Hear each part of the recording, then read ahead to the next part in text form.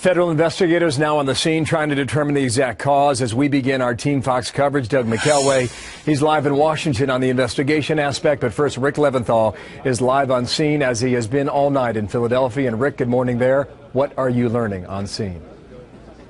Well, Bill, you can see some of the hundreds of police officers and firefighters behind me very close to the tracks where this accident occurred. One man who lives in this Port Richmond neighborhood who was home last night says it sounded like a bunch of shopping carts crashing together and then chaos and screaming. The first call came into Philly Fire at 9:28 p.m. quickly developed into a level 3 mass casualty incident. At least 120 firefighters and 200 police officers and 18 medical units racing to the scene to help with the rescue of those 238 passengers and 5 crew on board Amtrak 188, which left Washington bound for New York through Philadelphia. It had just pulled out of the 30th Street station about 10 minutes before the crash. It was believed to be near full speed, according to passengers who say it felt like someone slammed on the brakes as the train approached a curve, and then the cars started shaking and some cars tumbled over onto their side. All of the 7 cars, including the engine, left the rails. Most of the passengers were able to get out on their own, but many had to be pulled out,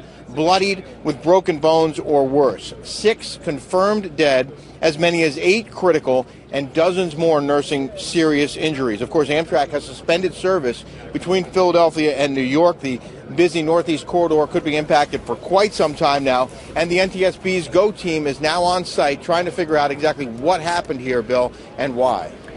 Rick, the reporting suggests that train left the station, what, about 10 minutes earlier? And if that is the case, that's right. Do we have any indication at what speed that train would have hit that turn at that moment?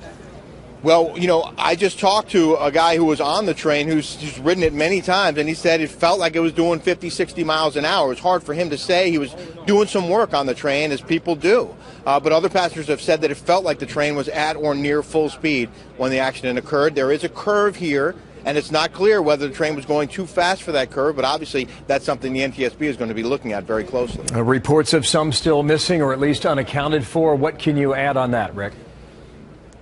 You know, there is one local media outlet that is reporting up to dozens of people are still unaccounted for, but we cannot confirm that with anyone else. So we're not, you know, we haven't reported that because we can't confirm it. As far as we know, the passengers who were on the train have been located.